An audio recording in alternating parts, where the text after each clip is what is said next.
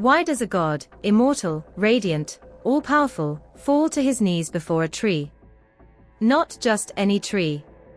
A laurel. Silent. Motionless.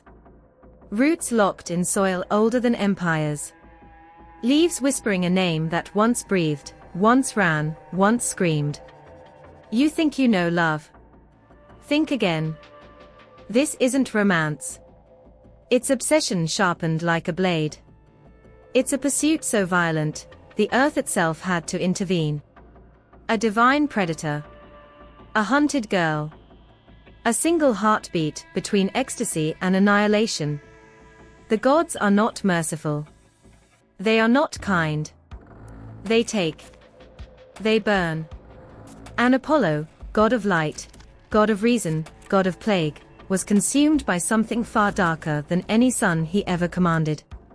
What did she know that terrified the gods? Why did she run, not from man, not from beast, but from him? And why, in the end, did she beg the ground to devour her? There's blood in this myth. Not metaphor. Not poetry. Blood. And something worse, transformation. A horror older than death.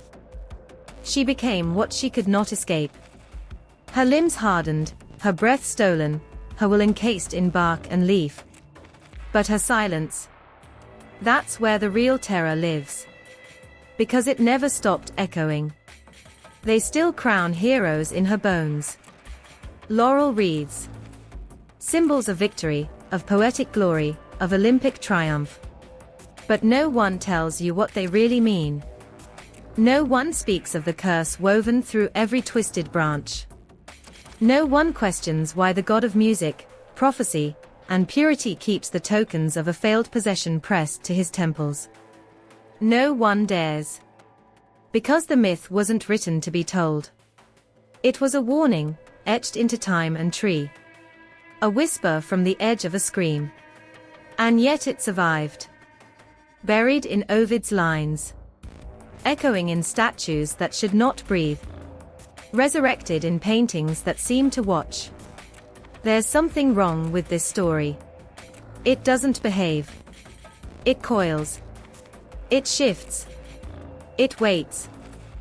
Why do laurels resist lightning? Why do their leaves tremble in silence when no wind blows? Why does every oracle at Delphi chew their leaves before they speak truth? Something ancient sleeps beneath the bark. And Apollo, golden, cruel, divine, kneels before it. Still. You weren't supposed to find this. Close the book. Walk away. Unless you're ready to see what the gods buried under centuries of song and sunlight. But know this, once the roots take hold, there is no turning back. The olive oil flickered in the lamp. The flame, thin and wild, hissed once, then went still. Silent. Unmoving. As if it listened. Outside, the wind stopped breathing. The sea froze mid-whisper. Every sound, every soul, held its tongue. In the temple's shadow, a child stood barefoot on the stone, her eyes fixed on the crumbling altar. Not moving. Not blinking. The priest had said the gods were listening tonight. That she mustn't speak. That she mustn't cry. She wanted to scream. She didn't. Instead, she stared into the fire, its glow licking up the side of Apollo's statue, his marble mouth curled in a smile that was too still, too perfect. And in that silence, something ancient stirred. Not in the flame. Not in the wind. In her blood. Because myth wasn't something they told you to make you sleep. Myth was what kept you awake. It was teeth in the dark. Breath on the back of your neck. It was the sound your mother made when she said don't speak his name and crossed herself 3 times. It was alive. In ancient Greece, the gods weren't up in the clouds.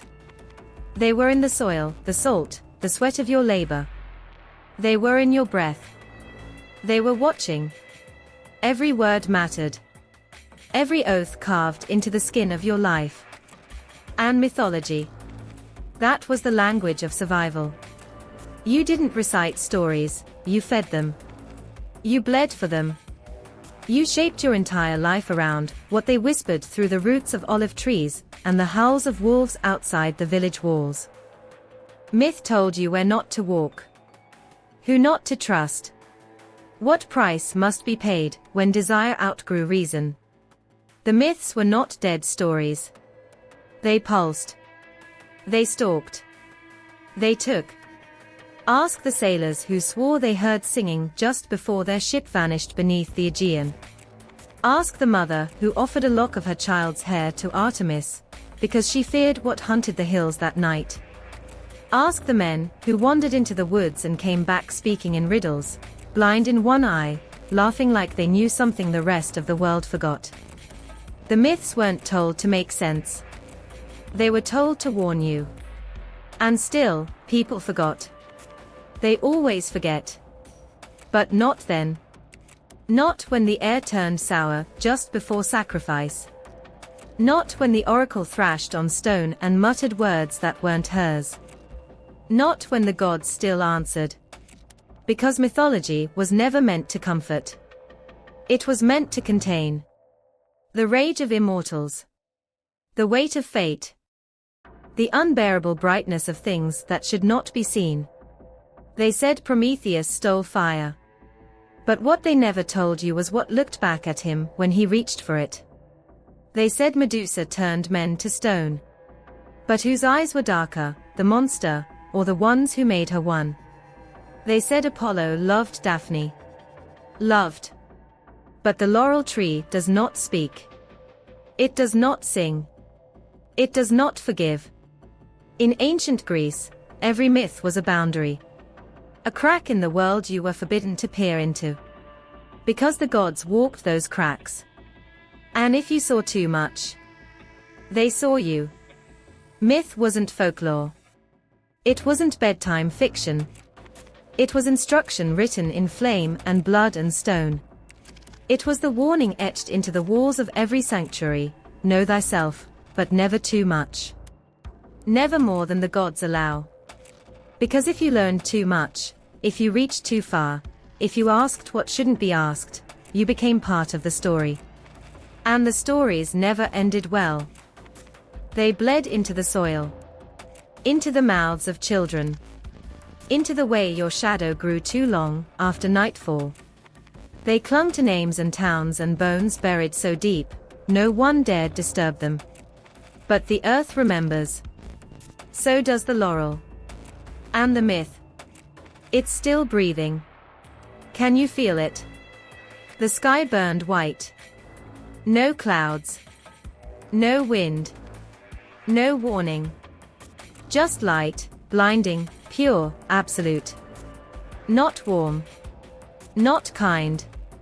The kind of light that peels back your skin, crawls into your thoughts, makes your sins visible even to yourself. It didn't comfort. It exposed. And then, from that light, he stepped forward. Apollo. Not a man. Not even a god in the soft way mortals like to believe. There was no mercy in him. No forgiveness in that gaze.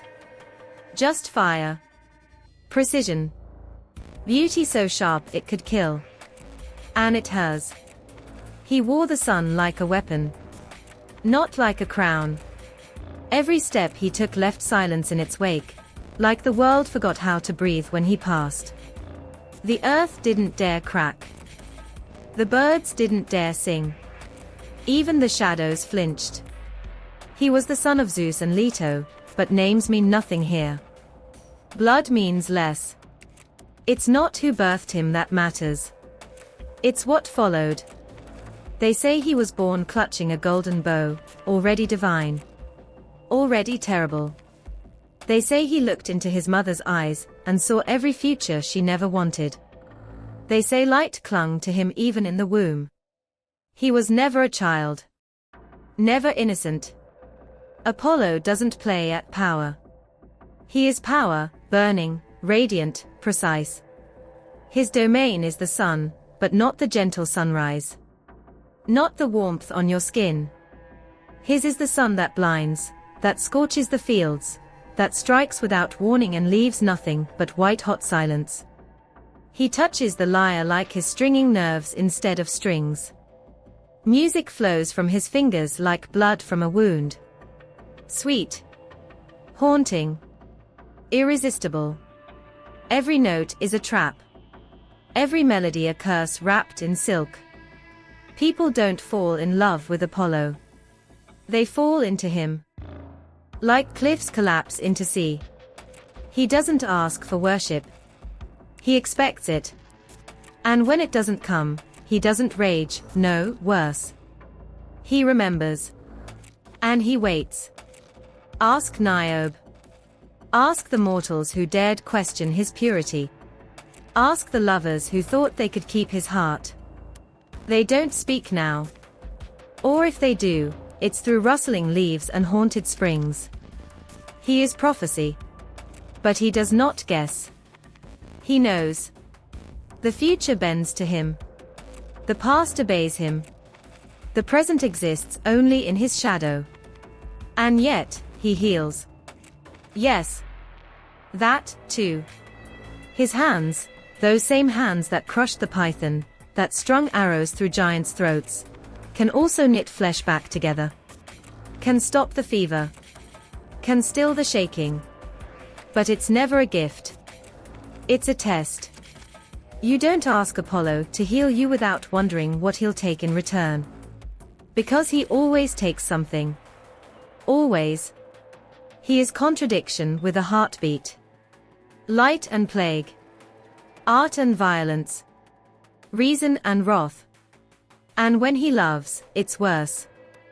There's no safety in it. His love scorches clean through. It obsesses. It hunts. When Apollo looks at you with longing, pray he forgets you quickly. Pray he doesn't write songs about you. Because his songs last forever. And so does the pain inside them. He crowned poets not because he adored them, but because he owned them. Because they wrote in his voice, not theirs. Because their words bled from his fire. Because when they died, the laurel still wrapped around their skulls. Laurel. Always the laurel. Green. Glossy. Fragrant. And silent. The only thing he could never touch.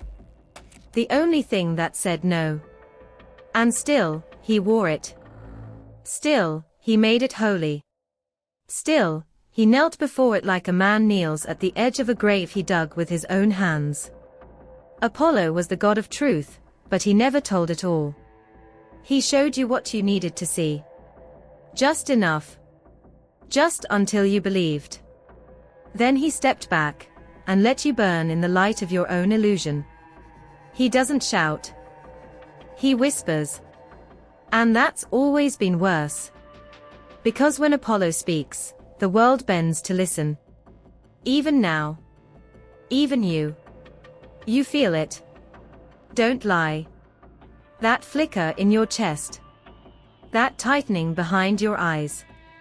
That ache just beneath your ribs like something beautiful and awful is staring straight through you. That's him. Still watching.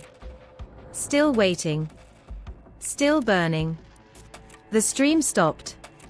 No splash. No ripple. No wind brushing its surface. Just silence, unnatural, strained, watching. Birds had vanished. The forest held its breath, like a throat clenched before a scream. Something had entered. Something that didn't belong. But she belonged. Daphne. Not mortal. Not goddess. Not something so easily named. She moved like wind caught in a dream, and when her bare feet kissed the moss, the ground sighed. The trees leaned toward her, not out of love, but reverence. Fear, maybe.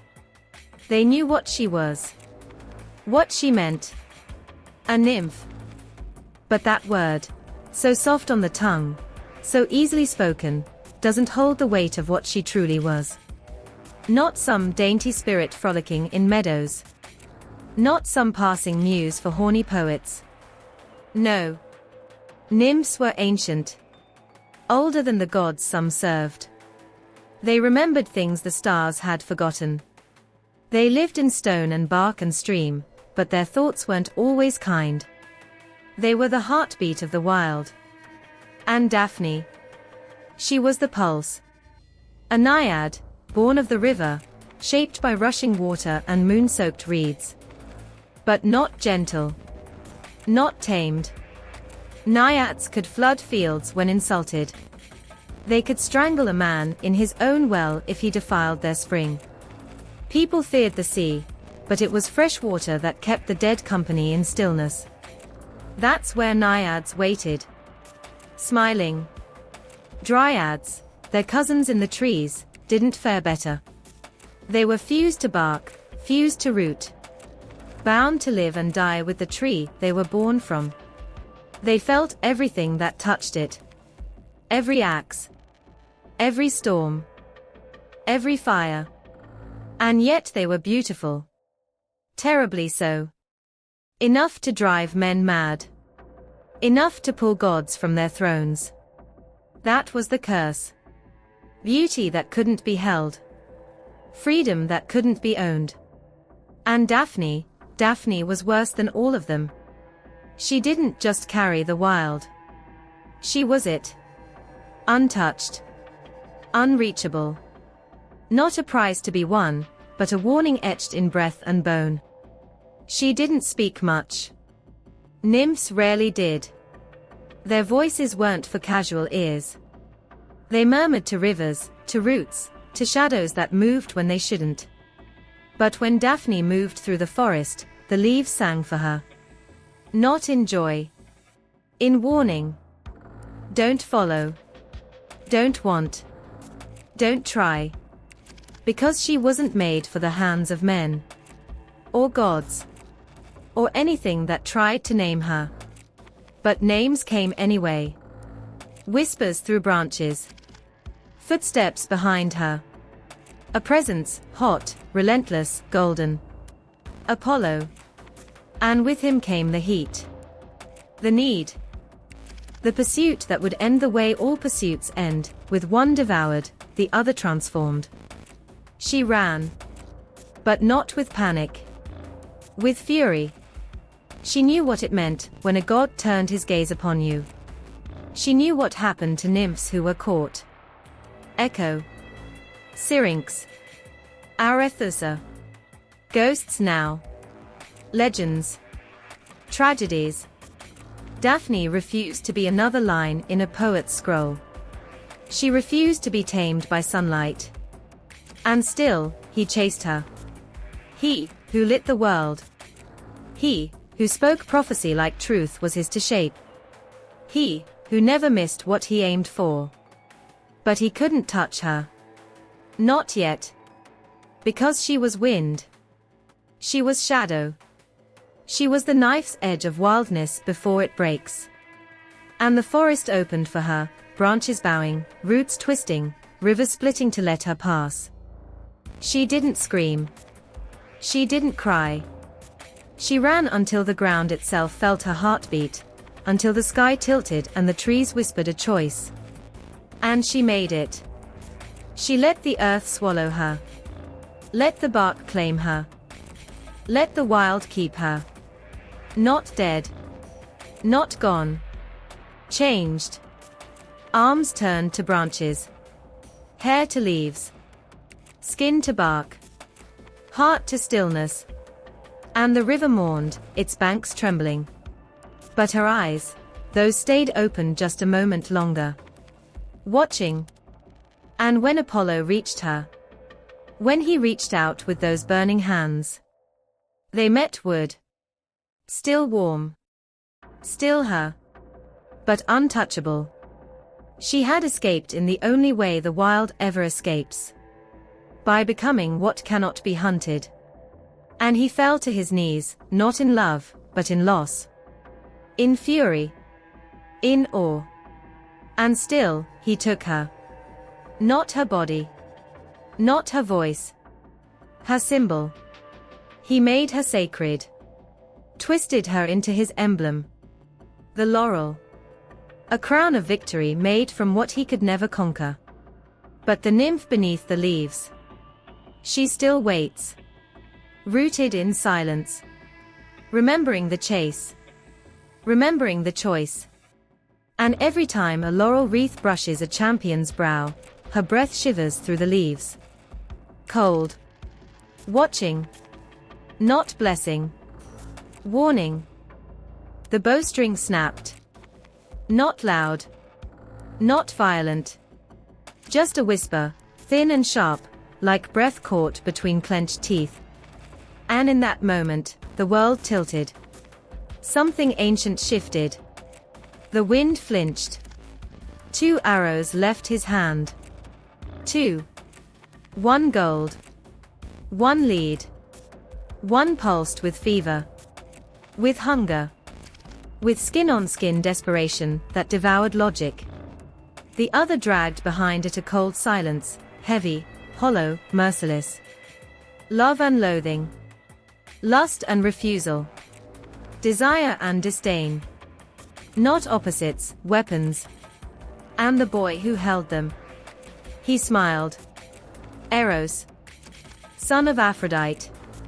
God of love. God of chaos in silk form. But don't let the wings and the curls fool you. He wasn't sweet. He wasn't harmless. He wasn't cute. He was cruel. Because he knew exactly what he was doing.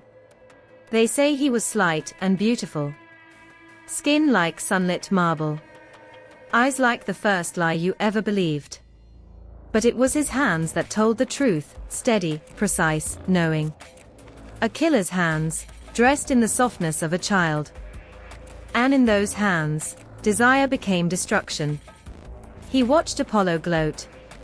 Watched him taunt, mock, sneer at the very idea that love could ever touch him. The god of light, so sure of his power. So loud in his pride. So blind. Eros heard every word. And he didn't shout back. He aimed. He aimed because gods don't argue. They don't waste breath on revenge. They craft it. He let the golden arrow fly first, into Apollo's chest. It struck without sound. Without blood. But the fire it left behind was instant. Raging. Inescapable. Love? No. Obsession. The kind that rots reason. That eats the mind alive. Then came the second arrow. Lead. Black. Dull. It buried itself in Daphne like frost seeping into veins. And just like that, love died before it could form. Not fear. Not hate. Just absolute absence. The kind of emptiness that makes touch unbearable. That makes even beauty feel like violence. He watched them both break. He watched Apollo burn. He watched Daphne run. And still, he said nothing. Because Eros doesn't speak in words. He speaks in collisions. In glances that destroy empires. In longing that kills kings. In the ache between two people who can never meet without shattering. He isn't the god of love. He's the god of need. Of what you can't have. Of what you shouldn't want. He doesn't bring hearts together. He tears them open, leaves them raw, bleeding into the shape of something holy. And when Apollo fell to his knees beneath that laurel tree, begging bark and branches for what he could never touch, Eros didn't blink. He meant for it to happen. This wasn't punishment. This wasn't rage. It was precision. The god of prophecy, silenced by his own desire. The forest spirit, untouchable by design. One reaching. One fleeing. Forever. Eros had drawn a boundary no one could cross. Not even a god. Because sometimes the cruelest love is the kind that looks like fate. And the arrow still gleamed gold in Apollo's chest. Still burned. Still hungered. Forever. The air is thin here, where the earth claws at the heavens. Mount Olympus rises, its jagged peaks slicing into the sky like the teeth of a primordial beast. Clouds coil around its summit, a shroud of mist concealing what lies beyond, a realm forbidden to mortal eyes. This is no mere mountain, it's a threshold, a liminal space where the tangible dissolves into the divine. At its pinnacle, unseen by human gaze, stand the gleaming halls of the immortals. Palaces of marble and gold, their foundations rooted not in stone, but in the very fabric of myth. Here, Zeus reigns from his throne, the air alive with the scent of ambrosia and the electric charge of omnipotence. The Olympians dwell in splendor, their laughter echoing like thunder, their whims shaping the fate of the world below. But this mountain is more than a dwelling. It's a symbol, a testament to the chasm between gods and men. Its very existence a reminder of humanity's place, a race condemned to gaze upward, yearning, questioning, never knowing. For Mount Olympus is not just a place, it's an idea, a beacon of the unattainable, the embodiment of power beyond comprehension. Yet, the mountain itself is real, its slopes treacherous, its weather capricious.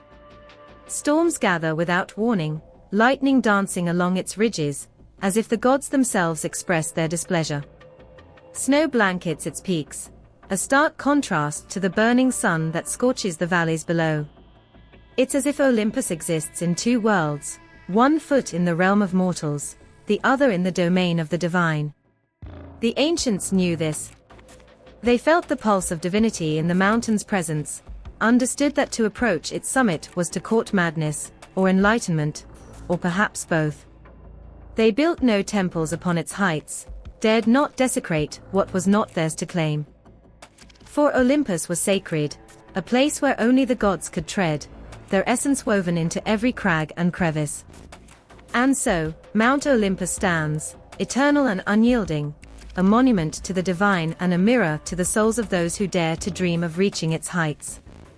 It is here that myths are born, where the line between reality and legend blurs, and where the gods watch, waiting, from their celestial perch. In the hushed stillness of an ancient grove, where shadows dance between the gnarled limbs of time-worn oaks, the air thickens with an unseen presence. The Greeks knew this sensation well, the electric tingle of divinity woven into the very fabric of the natural world. To them, every rustling leaf, every babbling brook, pulsed with life, animated by spirits both ethereal and formidable. These were the nymphs, beings of raw, untamed power, embodiments of nature's myriad facets. Among them, the dryads reigned as the enigmatic souls of the trees. Born from the very wood they inhabited, their existence intertwined with their arboreal hosts. The term dryad itself, rooted in the Greek word dries meaning oak, speaks to their origin. Yet, their essence extended beyond mere oaks, encompassing the vast tapestry of the forest. But within this sisterhood of sylvan spirits, the hamadryads bore a fate more perilous. Their lives were not merely linked to their trees, they were one and the same. Should the tree flourish, so would the hamadryad. But if felled or withered, death claimed them both. This symbiosis was a solemn reminder of nature's fragility, and the sacred duty to protect it. Venture closer to the murmuring streams and crystalline springs, and the naiads emerge, freshwater nymphs presiding over the lifeblood of the land. Each fountain, each well, a sanctuary of their making. They were not mere caretakers, but sovereigns of their aqueous domains, their moods as mercurial as the waters they governed. Yet, the Greeks' reverence for nature's divinities did not end with these ethereal maidens. Every element of the natural world bore the imprint of the divine. The Meliae, ash tree nymphs born from the blood of the castrated Uranus, stood as testament to the violent and fertile genesis of life itself. This profound connection between the Greeks and their environment was not mere superstition, but a visceral understanding that the land was alive, conscious, and watching. To harm a tree was to wound a dryad. To pollute a stream was to incur the wrath of a naiad.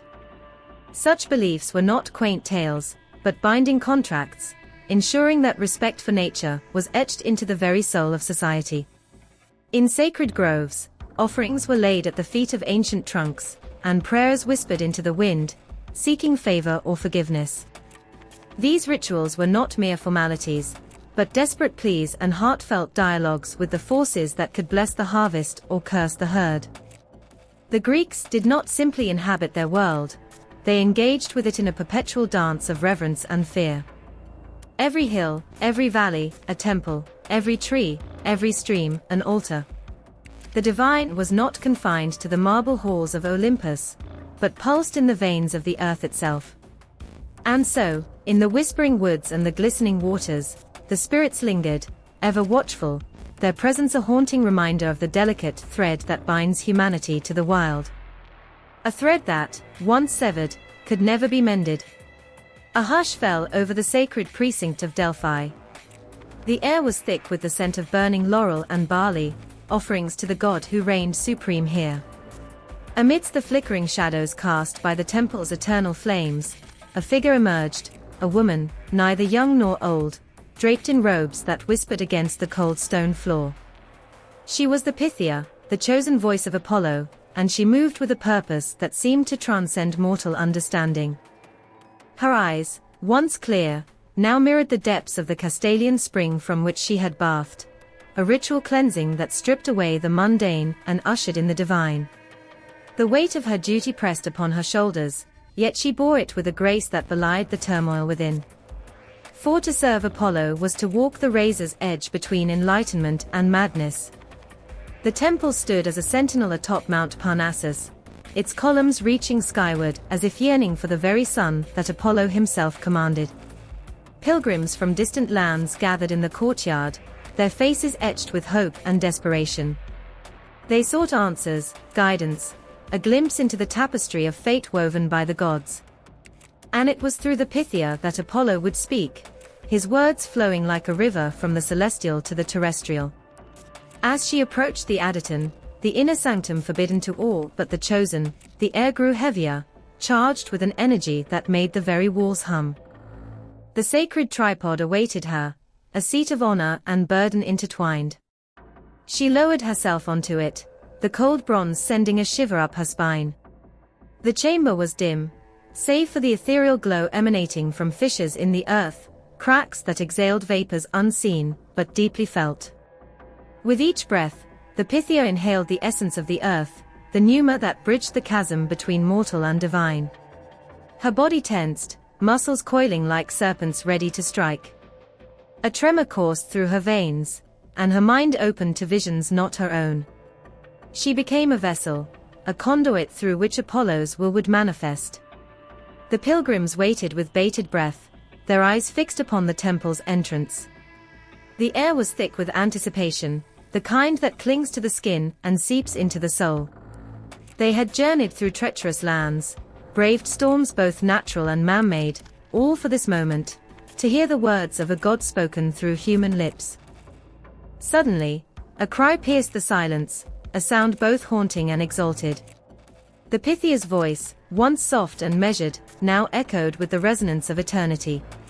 She spoke in tongues unfamiliar, her words a cascade of symbols and omens that only the temple priests could hope to interpret.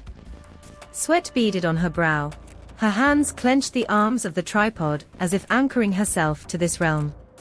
Visions assailed her, a serpent slain, its blood seeping into the earth, a laurel tree bursting into bloom under a sun that burned with unrelenting fervor, a lyre's strings vibrating with a melody that could shatter mountains. Each image seared into her consciousness, leaving an indelible mark that blurred the lines between prophecy and reality. The priests listened intently, their faces impassive masks that hid the whirlwind of thoughts within. They transcribed her utterances onto tablets of clay and wax, their hands steady despite the gravity of their task. For they knew that these words would guide kings and beggars alike, shaping destinies and altering the course of history. As the final syllable left her lips, the Pythia's body sagged, the tension draining away like water through parched soil.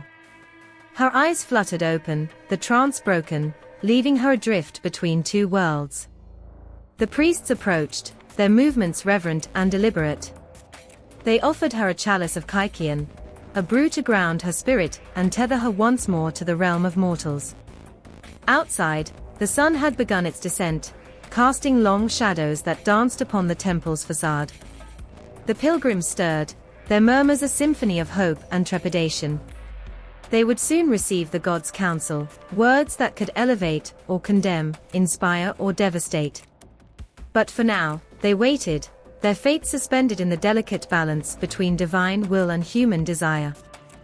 In the fading light, the Pythia sat in silence, her heart still echoing with the remnants of Apollo's voice. She was the oracle, the mouthpiece of the god of prophecy, and her words had the power to shape empires. Yet, beneath the weight of her sacred duty, she remained a woman, a vessel chosen by the divine, forever walking the line between purity and possession. The air hangs heavy, thick with the scent of impending storm. A hush blankets the world, as if nature itself holds its breath, anticipating the chaos about to unfold. In this charged silence, the pulse of the earth quickens, mirroring the frantic heartbeat of those who have felt the relentless chase of desire and the cold grip of obsession. From the shadowed corners of ancient tales, figures emerge, gods and mortals ensnared in a dance of pursuit and evasion, where love is a battlefield and consent a fleeting whisper. The gods, draped in their celestial arrogance, descend upon the mortal realm, their eyes gleaming with covetous intent. They are hunters, and the world is their hunting ground. Daphne, the river nymph, feels the earth tremble beneath her feet as she flees through the dense forest. Her breath comes in ragged gasps, her heart a wild drumbeat against her ribs. Behind her, Apollo's footsteps thunder, his desire a palpable force that propels him forward. The trees blur past, witnesses to a chase that blurs the line between admiration and violation. She calls out to the heavens, her plea a desperate cry for salvation. In a cruel twist of fate, her body responds, limbs growing heavy, skin hardening, as she transforms into a laurel tree. Apollo's outstretched hands grasp only rough bark, his prize forever out of reach. Echoes of such pursuits reverberate through time. Zeus, the king of gods, cloaked in deception, descends upon Semele, his mortal lover. His divine presence is overwhelming, a blaze of glory that sears the very air. Semele's mortal frame cannot withstand the intensity. She is consumed, reduced to ashes by the god's unbridled power. Her unborn child, Dionysus, is snatched from the inferno, a grim testament to a love that devours. One Ganymede, the Trojan prince of unparalleled beauty, tends his flock under the vast expanse of the sky. An ominous shadow falls upon him, a great eagle, talons poised, eyes locked onto its prey. Before he can react, he is lifted from the earth, the wind roaring in his ears as he is borne away to Olympus. There, he is to serve as cupbearer to Zeus, his freedom sacrificed on the altar of divine desire. These narratives are not mere stories. They are raw, unflinching portrayals of power's intoxicating allure and the devastation it leaves in its wake. The gods, in their insatiable hunger, blur the boundaries of consent, leaving mortals to navigate the treacherous waters of divine obsession. The pursuit is relentless, the consequences, irrevocable. In the labyrinth of these myths, love is a double-edged sword, its sharp edges gleaming with both passion and peril. The mortals, though fragile in their humanity, exhibit a resilience that defies the heavens. Daphne's transformation is not merely an escape, but a reclamation of agency. Semele's tragic end births a god, her legacy immortalized. Ganymede's abduction, while a tale of loss, also speaks to the enduring human spirit that withstands even the whims of deities. The storm breaks. Rain lashes the earth, a torrential downpour that washes away the remnants of these ancient struggles. Yet, the stories remain, etched into the fabric of time, reminders of a past where love and pursuit wove a complex tapestry of longing, power, and the eternal quest for autonomy. The air was thick with the scent of victory, the battlefield still echoing with the cries of the vanquished. Apollo stood amidst the carnage, his golden bow gleaming under the sun's harsh gaze. His chest heaved with the remnants of exertion, a smirk playing on his lips as he surveyed his handiwork. The great python lay slain at his feet, its lifeblood seeping into the earth, a testament to his unparalleled prowess. Yet, in this moment of triumph, a figure caught his eye, a mere boy, delicate fingers deftly stringing a bow far too formidable for his slight frame. Eros, the god of love, stood apart from the chaos, his expression serene as he prepared his arrows. Apollo's eyes narrowed, a chuckle escaping his throat, laced with condescension. "What mischief are you up to now, little archer?" he called out, his voice carrying the weight of authority. "Such weapons are meant for warriors, not for a child who plays at love." Eros's hands paused, his gaze lifting to meet Apollo's. There was a flicker in his eyes, a spark of something ancient and unfathomable. "You think love is a child's game, Apollo?" His voice was soft, yet it cut through the air like a blade. "You believe your victories on the battlefield make you master of all?" Apollo laughed, the sound hollow. "I have felled beasts and men alike. Your arrows inspire fleeting passions, mine command death. There is no comparison." A shadow passed over Eros's face, his wings twitching as he drew two arrows from his quiver, one of gleaming gold, the other dull lead. "Then let us test your theory," he murmured, narking the golden arrow. With a swift motion, he released it, the projectile slicing through the air with unerring precision, embedding itself deep into Apollo's heart. A gasp tore from Apollo's lips, his hand clutching at his chest as an unfamiliar warmth spread through his veins, igniting a fire that threatened to consume him. His vision blurred, the world tilting as a name whispered through his mind, Daphne. Eros's lips curled into a smile devoid of mirth as he turned, seeking out the nymph whose fate was now entwined with the sun gods.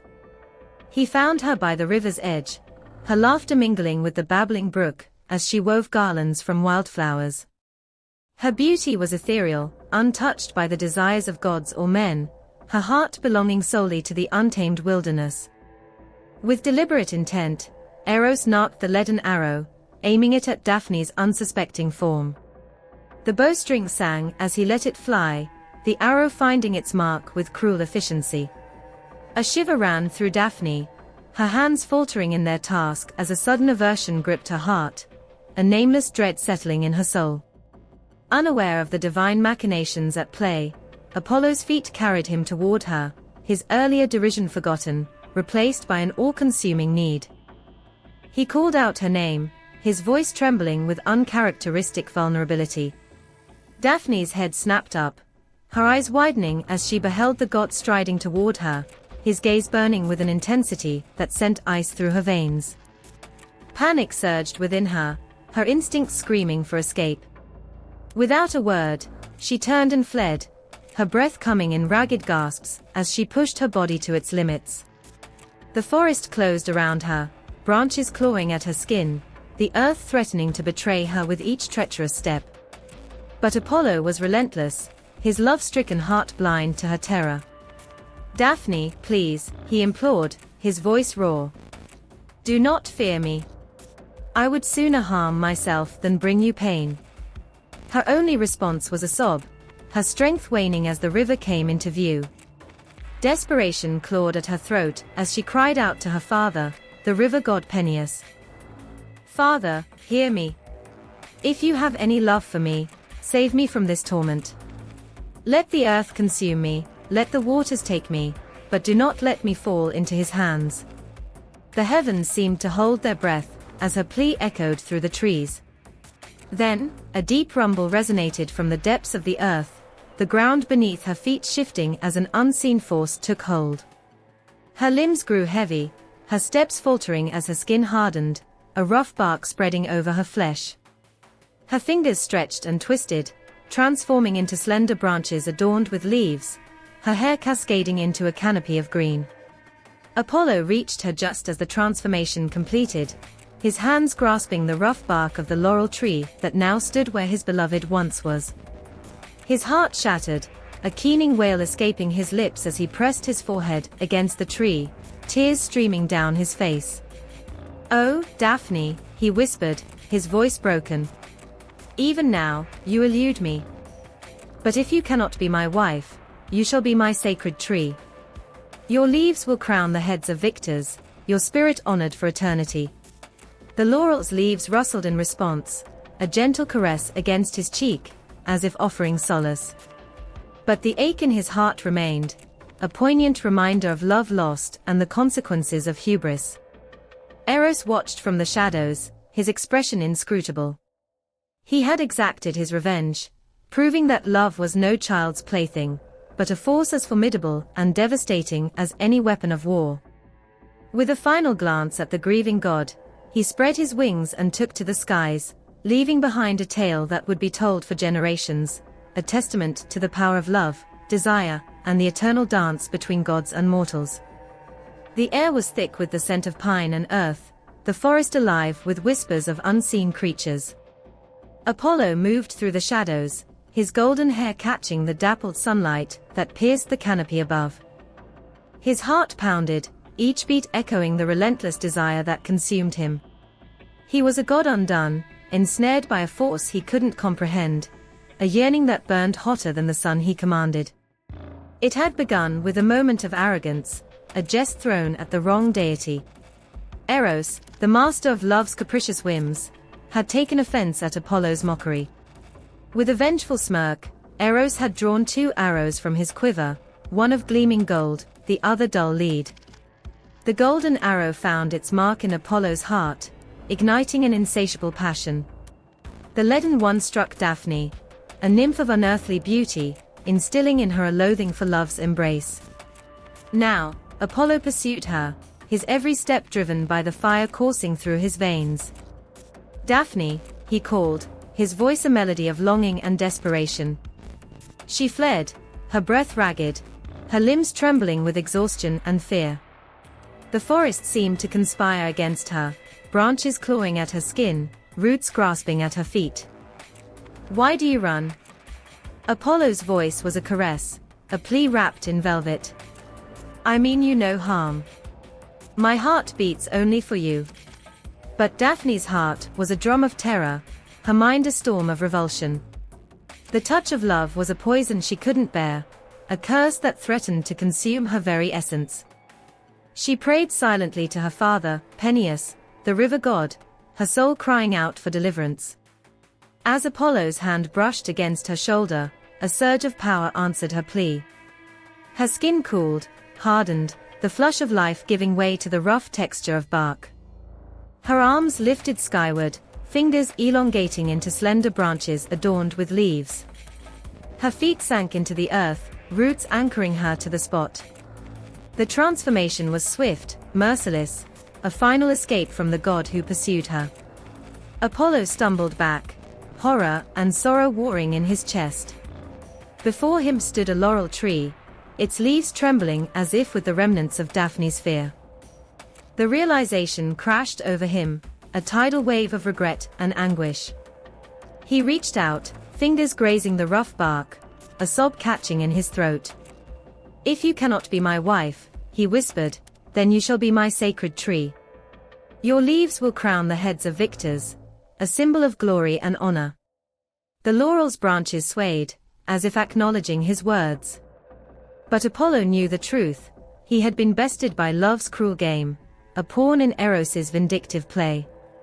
The god of the sun, radiant and mighty, brought to his knees by a golden arrow and a nymph's desperate flight. The forest fell silent, bearing witness to the god's torment, the echoes of his longing lost among the trees. A hush cloaked the forest, an oppressive stillness that pressed against the skin like the foreboding calm before a tempest. The air hung heavy, saturated with the scent of pine and earth, as if the woods themselves held their breath, anticipating the unfolding drama. In this charged silence, Daphne stood, her pulse a frantic drumbeat against the eerie quiet. The shadows of the trees stretched long and menacing, whispering secrets of an impending fate she could neither foresee nor escape. From the depths of this unnatural stillness, a rustle, a mere murmur of movement, sent a jolt of terror through her veins. Her eyes darted, searching the dim labyrinth of trunks and foliage, but found nothing. Yet, the sensation of unseen eyes crawling over her skin was undeniable, a phantom touch that tightened her throat and quickened her breath.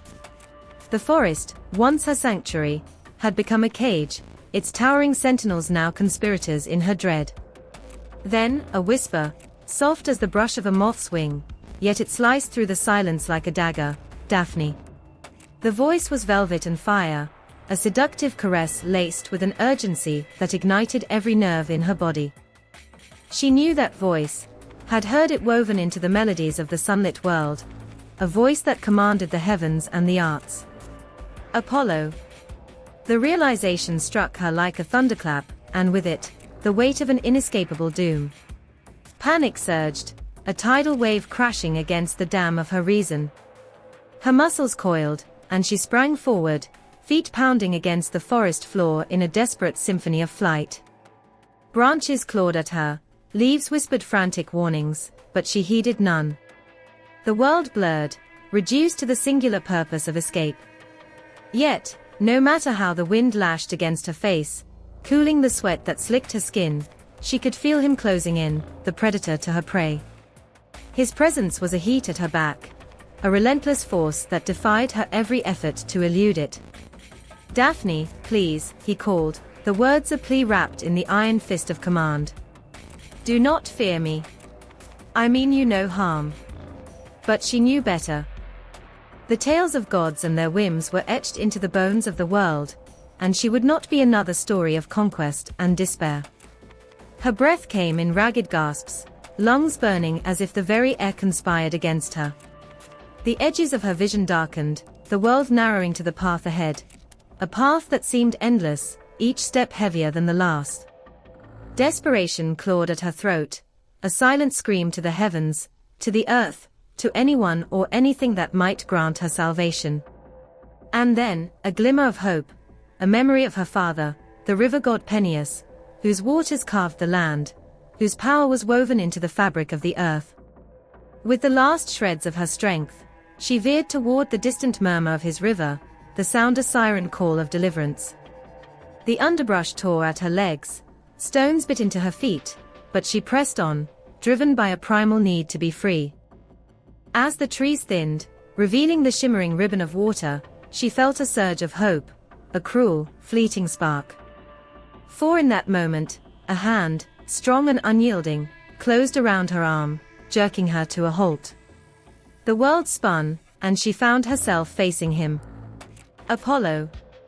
His eyes, twin suns burning with a fervor that threatened to consume her, bore into hers. His grip was firm, yet there was a tremor, a quiver of something she dared not name. "Daphne," he breathed, her name a benediction and a curse. "Why do you flee?" The question hung between them, a chasm filled with unspoken truths and unbearable weight.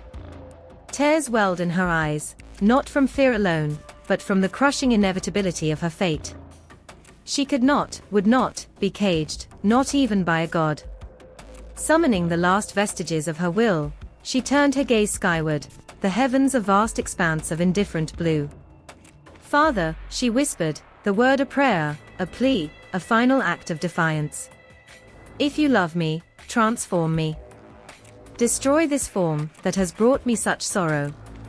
The air thickened, the world holding its breath, as the weight of her words settled into the marrow of existence. A shudder rippled through her body, a cold creeping from her toes upward, as if the earth itself had answered.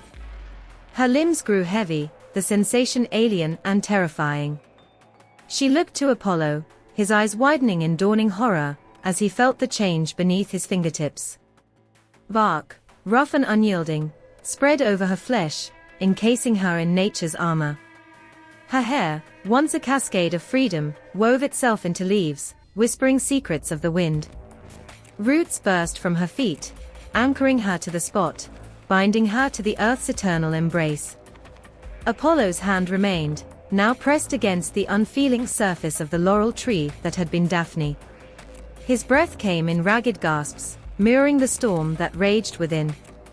He had sought to possess, to claim, but the cost was a transformation that neither had foreseen. The god of light and prophecy stood in the shadow of his own desire, the weight of his actions etched into the rings of the tree before him. The forest stood still, its silence so profound it pressed against the ears like a held breath before a scream. Shadows stretched long and thin, weaving through the ancient trees, as if the woods themselves were holding their secrets close. In this hush, a rustle, a whisper of movement, sent a shiver through the underbrush. The hunter was not alone, unseen eyes watched, the line between predator and prey blurring with each heartbeat.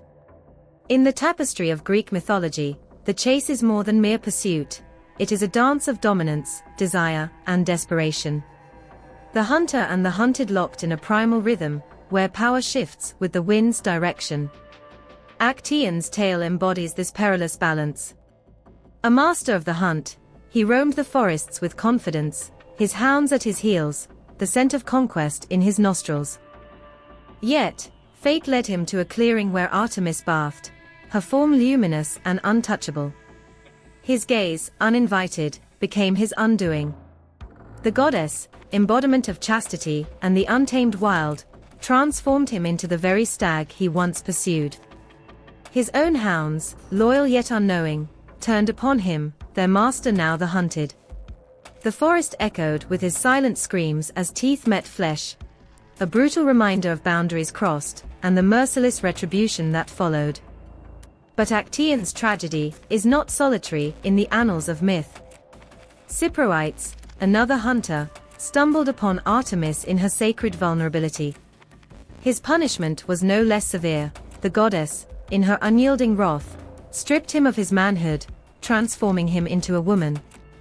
The chase here was not a feet pounding against the earth, but of eyes that sought what was forbidden, and the irreversible metamorphosis that ensued. The motif of pursuit extends beyond the physical realm, seeping into the very essence of desire and power. Zeus, the omnipotent ruler of Olympus, was not immune to the intoxicating lure of the chase. His eyes fell upon Nemesis, the embodiment of retribution, and a chase of cosmic proportions unfolded. Nemesis, aware of the god's relentless pursuit, transformed into a goose, her form fleeting and elusive. Zeus, undeterred, became a swan, the predator donning the guise of grace. Their union, a forced collision of might and resistance, birthed an egg that bore Helen, the woman whose beauty would ignite 1,000 ships and a war that would bleed nations. The chase is not merely a pursuit of bodies, but of wills, of souls ensnared in the throes of power's tempest. It is a metaphor etched into the very bones of Greek eroticism, where the hunter's desire to conquer mirrors the god's insatiable hunger for dominion. Yet, the hunted are not always passive prey. Their flight is an act of defiance, a testament to autonomy clawing against the chains of subjugation. In the dance between hunter and hunted, the roles are fluid, a constant ebb and flow of control and surrender. The chase is a crucible where desires are laid bare, and the raw essence of power dynamics is exposed. It is a narrative thread that weaves through the fabric of myth, binding mortals and immortals in a relentless pursuit, where the stakes are nothing less than the soul's sovereignty. The forest remains, its shadows deep and knowing, bearing silent witness to the eternal chase that courses through its veins. The sound of her breath tore through the silence like a blade. Sharp, ragged, alive with terror. Twigs snapped under her feet, leaves lashed her skin, and the wind, wild and screaming, seemed to cry for her. But he was still behind her. Always just behind her. His steps were thunder, hers, lightning, flickering, vanishing. She didn't dare look back. She could feel him, though, like heat on the back of the neck, like fire licking closer, closer, closer. Her legs were failing. Her lungs were smoke. Her heartbeat punched against her ribs. She wanted to vanish, to burn, to melt into the air, to become wind itself. But she was still flesh, still cursed to run, still cursed to feel every inch of his desire hunt her like a scent through the trees. She cried out, not to him. Never to him. Her voice cracked, thin and breaking like glass underfoot. Father. The name caught in her throat, not because she forgot it, but because she feared what it meant to scream it. Peneus. The river. Her blood. Her root. There was no answer. Not yet. The sun made gold of the leaves, but it felt like fire. The light was a weapon, stripping her naked beneath the sky. Apollo, the god of the sun, chased her not with hands, but with that terrible glow, every beam reaching before him, trying to touch what his fingers had not yet claimed. She screamed again, louder now, throat bleeding sound, begging the earth to open, to split, to drag her down. She begged the wind to steal her. She begged the sky to forget her. But it was the earth she loved, the trees, the rivers, the pulse of wild life beneath her feet. So she cried not just to the sky, but to the dirt, to the bark, to the stones hidden in moss. Her knees buckled as she ran. She didn't fall. She was changing. She didn't feel it at first, just the numbness.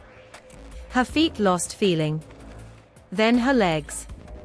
Then the wind no longer cut her skin, because she no longer had skin. Her scream turned to silence, not because she had stopped, but because her mouth had sealed shut, her throat no longer hers.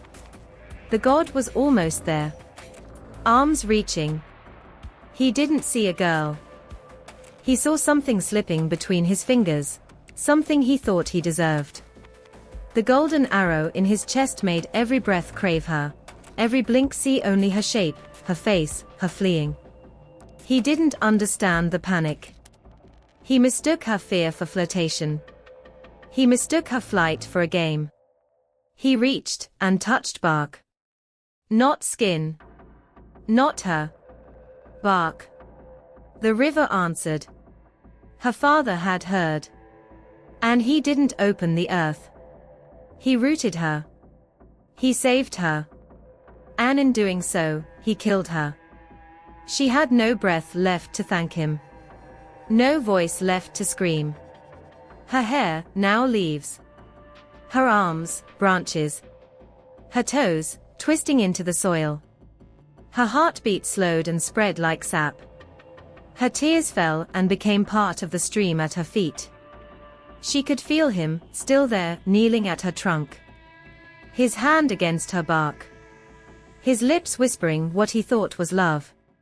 But love does not chase. Love does not trap. Love does not turn a plea for help into a poem. She heard him promise to wear her leaves in his hair. Heard him name her sacred. Heard him call her forever. And she was. Forever locked in that moment of flight. Forever caught in that last scream. Forever fleeing inside a body that could no longer move. She was not his to have. And now, no one's to hold. Only the wind touches her now. Only the rain weeps with her. Only the roots remember. And still, he comes. Centuries burn and fade, and still, he comes. Golden God, gleaming with power, unable to forget the one thing that ran from him. His laurels, her leaves. His songs, her silence. His longing, her curse. The chase is over. But the echo never stops running. The sound was not a scream. Not quite. It came from her mouth, but it split the air like the shattering of bone, like something sacred being torn from the flesh. Her knees struck the earth, but she did not feel pain. Her body was no longer obeying her. Her hands clawed forward, reaching not to escape, but to beg. To beg the sky to forget her name. To beg the earth to take it instead. He was behind her. Closer now. Closer than breath. His footsteps, silent, sure, monstrous in their calm. The sun poured through the trees like molten gold, and she could feel its heat burning on the back of her neck, like fingers. His fingers. That golden arrow still in his chest, and it made him blind. Blind to terror. Deaf to refusal. His desire had made her a prize, not a person. She opened her mouth again, but the cry caught. Her throat seized. Her body froze, not from fear, but from change. It began at her toes. They sank, not into mud, but into something deeper. Something older. Her skin cracked, not from dryness, but from pressure. Her bones thickened and split. Her breath faltered as her chest hardened. She reached forward with fingers that stretched, thinned, split into slender branches. The wind howled, and her hair lifted, blew wide, then settled, stilled, and stiffened into leaves. He was there, reaching. His hands grazed bark. Still warm. Still hers. Still almost a body. But it was over. The hunt. The flight. The begging. Her body no longer hers. Her soul, still awake, still screaming, but now silent, locked inside a trunk of living wood. He stood there, not moving, staring like a child who broke something beautiful and couldn't understand why it shattered. His lips parted. Not to say her name. She hadn't given it to him. He whispered something else, words made of hunger and regret, words too soft to heal and too late to matter. She could feel him still.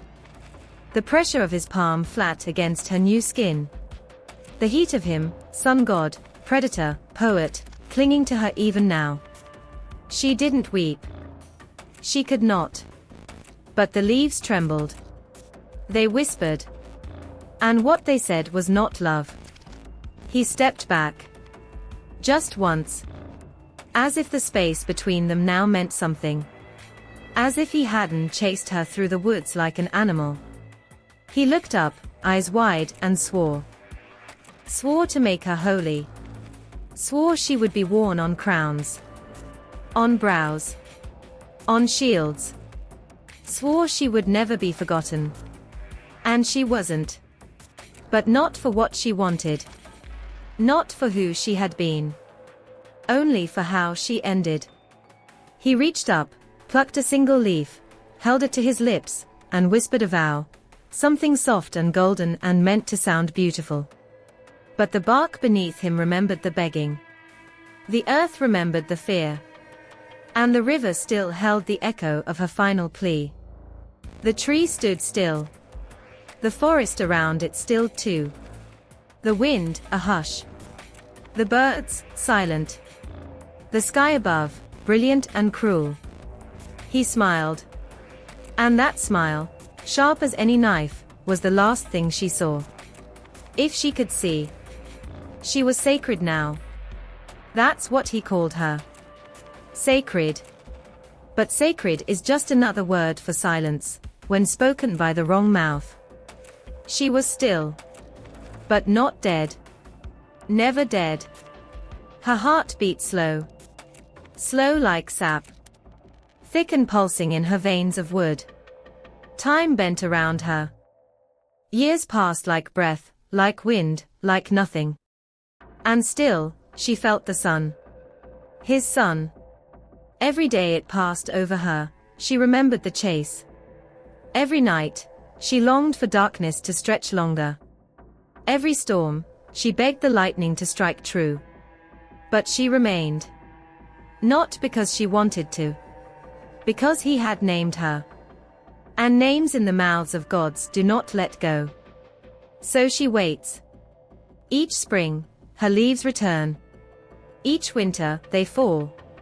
But the trunk does not break. The roots do not rot. Her body remembers too much. Too much to die. And far, far too much to ever forgive. The air hung heavy, thick with the scent of laurel leaves and something more profound. Something raw, aching, and unfulfilled. Apollo stood motionless before the tree that had once been Daphne, his chest heaving, not from exertion, but from the weight of an unbearable realization. His golden locks, usually gleaming with the brilliance of the sun, now seemed dulled, overshadowed by the gravity of his grief. The mighty god, who had once slain the great python without hesitation, now found himself paralyzed, his divine strength rendered useless against the cruel finality of fate. His trembling fingers reached out, desperate to bridge the chasm between what was and what could have been. As his hand met the rough bark, a shiver coursed through him, a stark contrast to the warmth he had once imagined sharing with her. The tree's surface was unyielding, a silent testament to the permanence of his loss. Yet, beneath the hardened exterior, he fancied he could feel a faint pulse, a lingering echo of the life that had so cruelly been transformed. The wind whispered through the leaves, creating a haunting melody that seemed to mock his anguish. Each rustling leaf was a reminder of his hubris, his failure to heed the warnings of love's unpredictable nature. He had pursued her with the arrogance of a god, believing his desire alone could bend her will. Now, she stood before him, forever out of reach, her essence entwined with the very earth he had once believed he ruled. A strangled sob escaped his lips, a sound foreign to the ears of those who had only known him as the radiant deity of the sun. The weight of his sorrow pressed down upon him, driving him to his knees before the laurel. Tears, hot and unrelenting, traced paths down his chiseled cheeks, falling to the ground like offerings to a god who had long since turned away. Through the haze of his grief, a resolve began to form, a desperate need to atone, to honor the one he had wronged. His voice, though quivering with emotion, carried the resonance of a vow that would echo through eternity.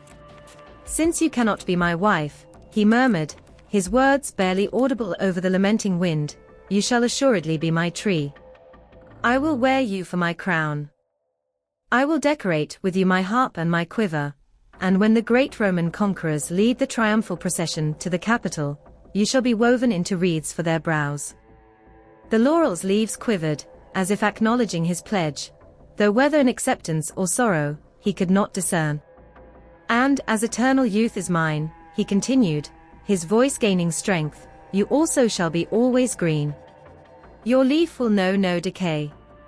Apollo and his laurel shall be joined together wherever songs are sung and stories told." The finality of his words hung in the air, a binding promise between the god and the transformed nymph.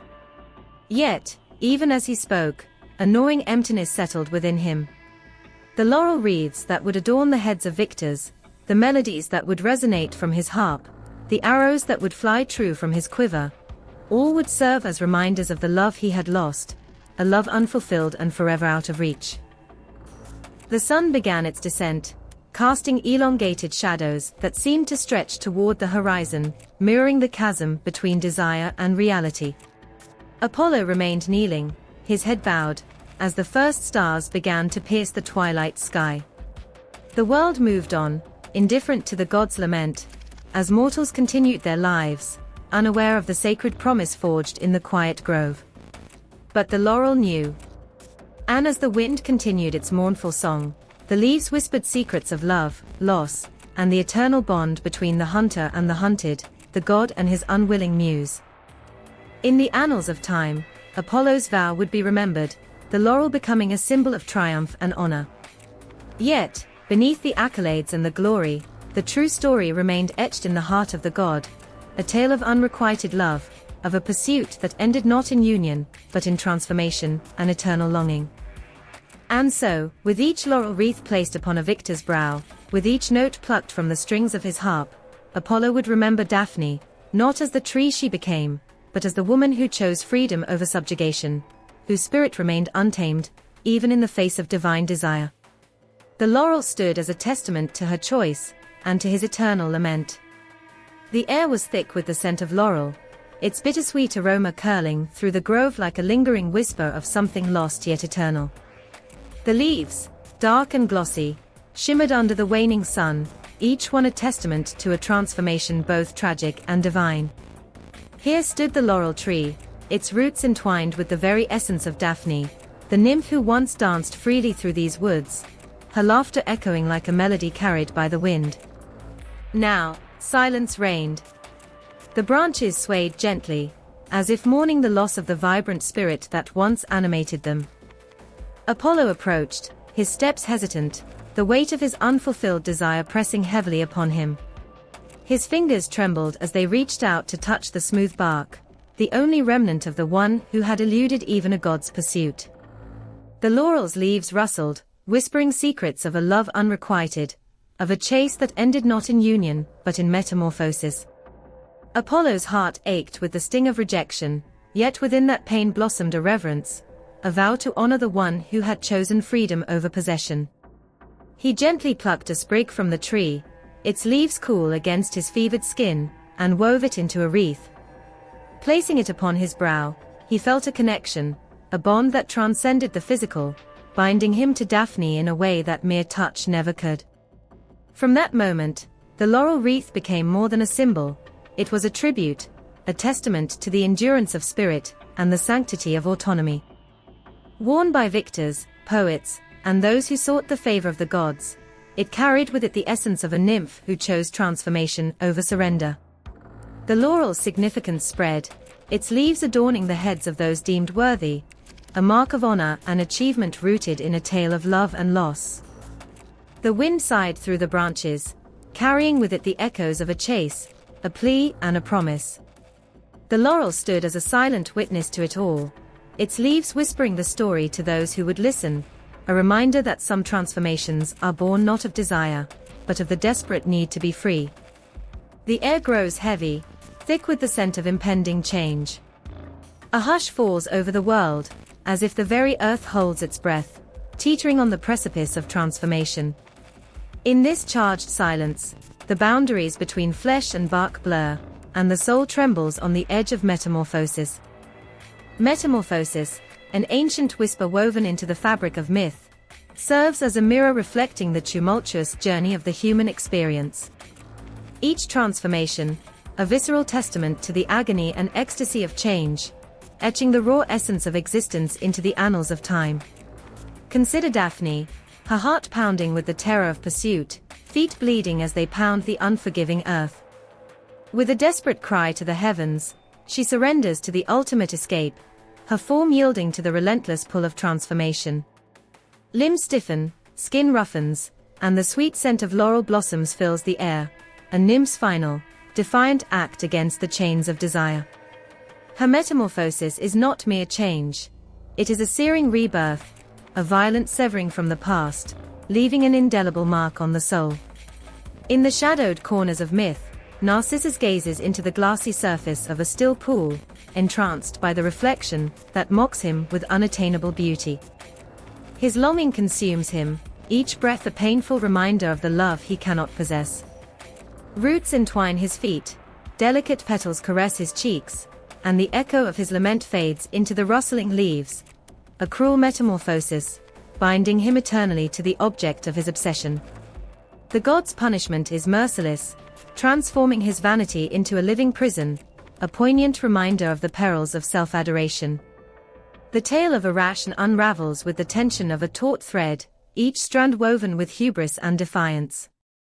Her nimble fingers dance across the loom, crafting tapestries that challenge the divine itself. But the gods are unforgiving, their wrath swift and merciless. With a shuddering gasp, her body contorts, limbs retracting, as the cruel laughter of Athena echoes in her ears. Irration's punishment is eternal, a grotesque form suspended in the shadows, doomed to weave her sorrow into intricate webs, each silken thread a testament to her folly.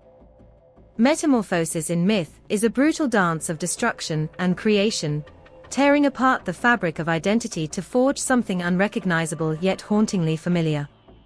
It is the searing pain of loss, the intoxicating thrill of rebirth, the relentless march of time etching its mark upon the soul. These transformations are not mere stories. They are the embodiment of our deepest fears and desires, the raw pulse of humanity laid bare. The myths whisper their haunting truths, each transformation a mirror reflecting the darkest corners of the human heart. They remind us that change is both a curse and a blessing, a relentless force that strips away the familiar to reveal the raw, unvarnished core of our being. In the crucible of metamorphosis, we are broken and remade, our souls tempered by the flames of transformation. The wind howls through the trees, carrying with it the echoes of ancient tales, each leaf a fragment of a story etched into the annals of time. The laurel stands as a silent sentinel, its branches swaying with the weight of memory, a living testament to the agony and ecstasy of metamorphosis.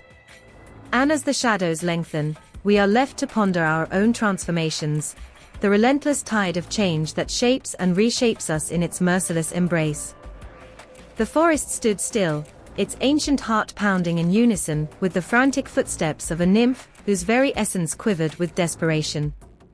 Daphne, the embodiment of untamed purity, raced through the tangled underbrush, her breath ragged, her pulse a wild drumbeat echoing the terror that coursed through her veins. Behind her, the relentless pursuit of Apollo, the radiant god whose desire burned hotter than the sun he commanded, closed the distance with every heartbeat. The world blurred around her, a cacophony of rustling leaves and snapping branches, as she fled not just from the god's order, but from the annihilation of her very self.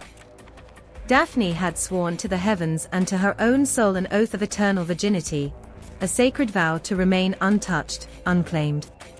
Yet here was Apollo, his presence a blazing inferno threatening to consume the sanctuary she had built within herself. Her strength waned, the lactic fire in her limbs screaming for respite, but the fear propelled her forward. She could feel the heat of Apollo's breath, the magnetic pull of his longing drawing her into an inevitable embrace. Desperation clawed at her throat, and with a voice raw and torn, she cried out to her father, the river god Peneus, her plea slicing through the dense air, "Father, help me. If your streams hold any power, transform me, strip away this form that has become my curse." The heavens seemed to shudder at her supplication. A sudden, chilling stillness enveloped the forest, as if nature itself paused to witness the unfolding metamorphosis. A numbing coldness seeped into her limbs, her strides faltered as her feet rooted themselves into the yielding earth.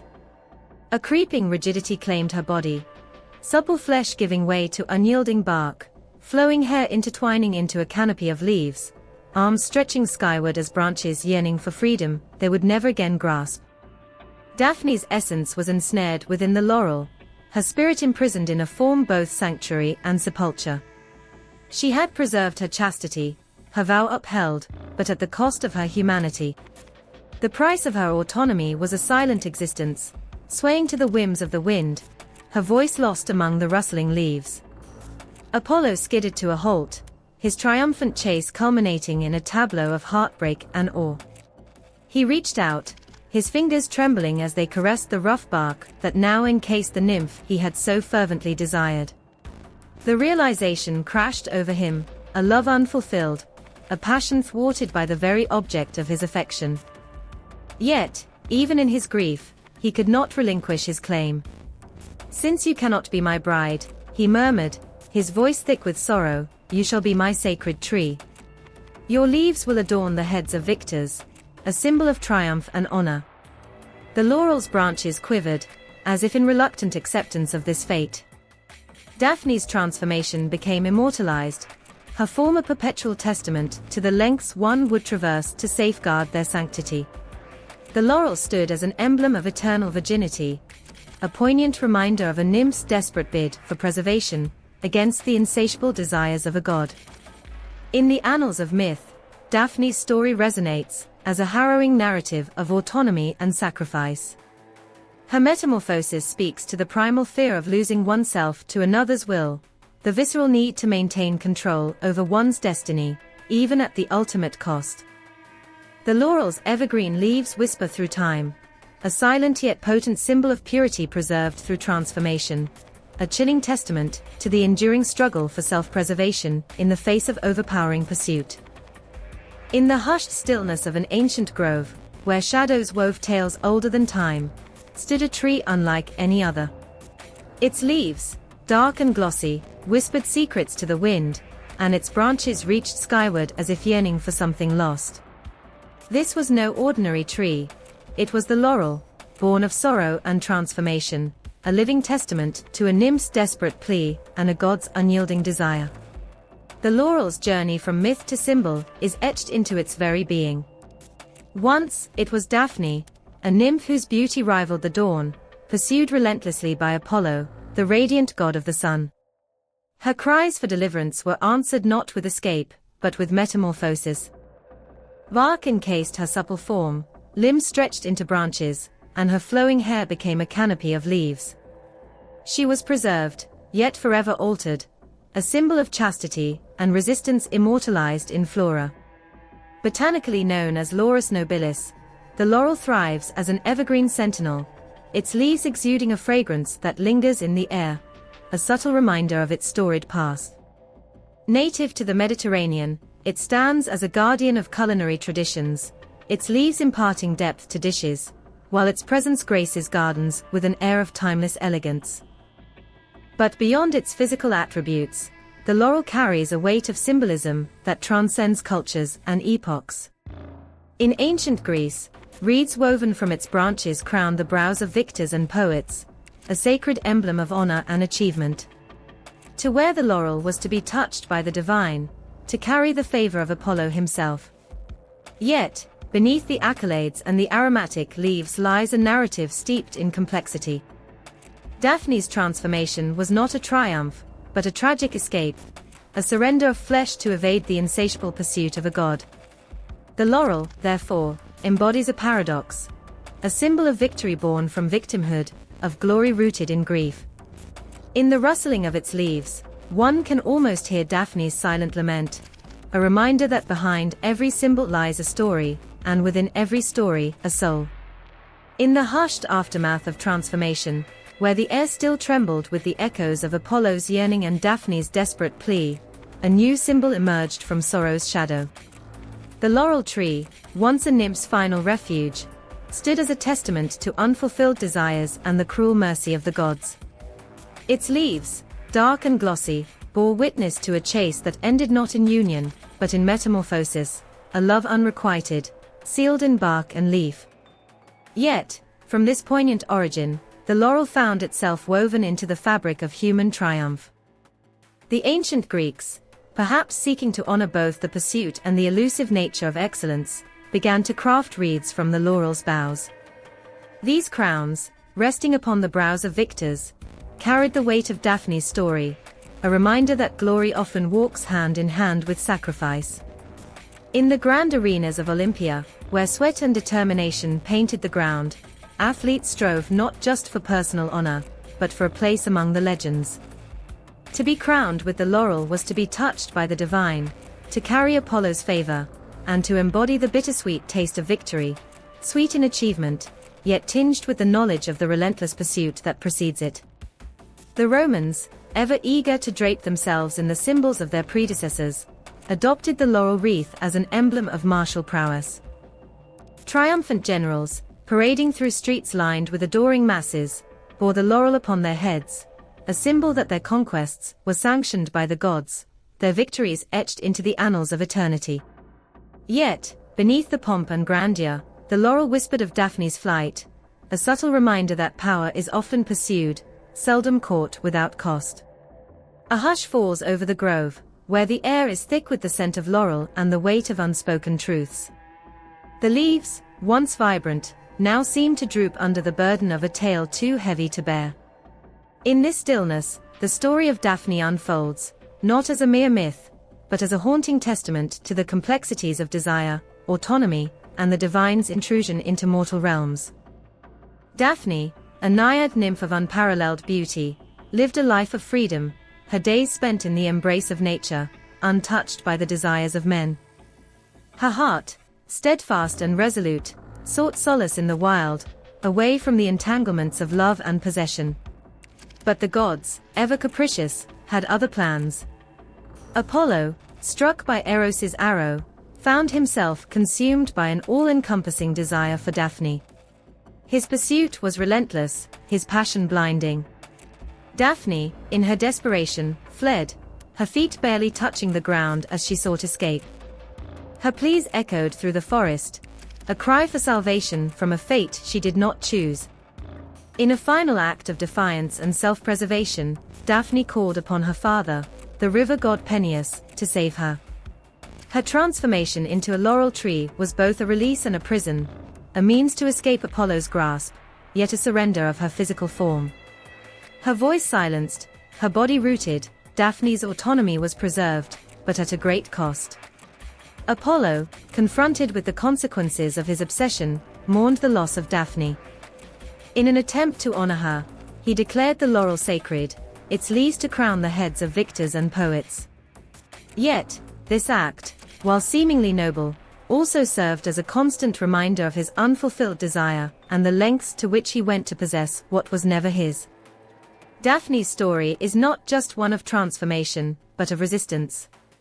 Her metamorphosis symbolizes the struggle for agency in a world where even gods impose their will upon mortals.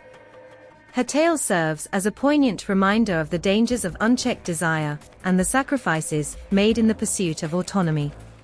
As the laurel leaves rustle in the wind, they whisper Daphne's name, a testament to her strength, her choices, and the enduring impact of her story. In every crown, in every poetic verse, her legacy lives on, a silent yet powerful voice against the tides of oppression. A hush falls over the grove, unnatural and thick, as if the air itself holds its breath. Leaves tremble without wind, and the earth seems to pulse beneath bare feet. From the shadows, a figure emerges, Apollo, radiant and relentless, his eyes fixed on the fleeing form of Daphne. Her breath comes in ragged gasps, each step a desperate plea for escape. The distance between them narrows, inevitability pressing down like a storm.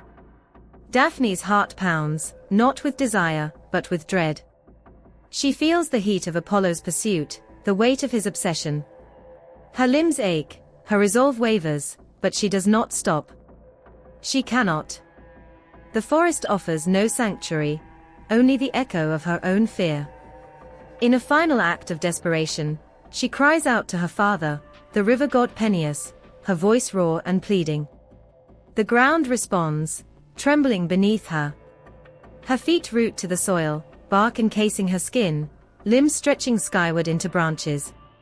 The transformation is agony and salvation, a surrender to something beyond mortal comprehension. Apollo reaches her, as the last vestiges of humanity slip away. His hands grasp bark instead of flesh, his touch met with the cold indifference of a tree. He recoils, not from the transformation, but from the realization of his own impotence. The object of his desire is gone, replaced by a symbol of his failure. Yet, he does not turn away. He lingers, fingers tracing the contours of the laurel tree, as if by touch he can reclaim what he has lost. He whispers vows to the unhearing leaves, promises of eternal remembrance. He declares the laurel sacred, a perpetual emblem of triumph and purity. But the tree offers no response, no solace. It stands as a testament to a love unreciprocated, a desire unmet. In this moment, the laurel becomes more than a tree. It is a monument to autonomy, a defiance etched in wooden leaf. Daphne's choice, her transformation, is both a loss and a victory. She escapes Apollo's grasp, but at the cost of her form, her voice, her life as she knew it. Yet, in this sacrifice, she asserts control over her fate, choosing transformation over submission. The laurel's significance endures, woven into crowns of poets and victors, a symbol of honor born from sorrow. Each wreath carries the weight of Daphne's story, a silent acknowledgement of the price of purity, the cost of escape. The leaves whisper her name, a murmur of resistance against the forces that sought to claim her. Art immortalizes this narrative, capturing the tension of the chase, the agony of transformation. Bernini's sculpture freezes the climax, Apollo's outstretched hand inches from Daphne's metamorphosing form. The marble breathes with emotion, the figures locked in a moment of irreversible change. The viewer is drawn into the scene, compelled to witness the collision of desire and autonomy. Ovid's words echo through time, the tale retold in verse and prose, each iteration a reflection on the complexities of love and power. The myth transcends its origins, resonating with contemporary themes of consent and agency. Daphne's story is not just of escape, but of transformation, a metamorphosis that speaks to the enduring struggle for self-determination. The laurel tree stands still, its roots deep, its branches reaching skyward. It bears no fruit, offers no shade, yet it commands reverence. It is a symbol of victory, not in conquest, but in resistance. Daphne's legacy lives on, not in the embrace of a god, but in the unwavering stance of a tree that chose its own fate. The sun had barely crested the horizon when the stadium fell into a hush. Not the silence of peace, but the breathless stillness before a storm. Thousands of eyes fixed on the lone figure at the center, sweat-slicked, dust-caked, trembling. He had outrun death itself, or so it seemed. Now, he waited. Not for gold, not for coin, but for a circle of leaves. A laurel wreath. A crown of myth and memory. The priest stepped forward, his hands cradling the wreath as if it were a living thing.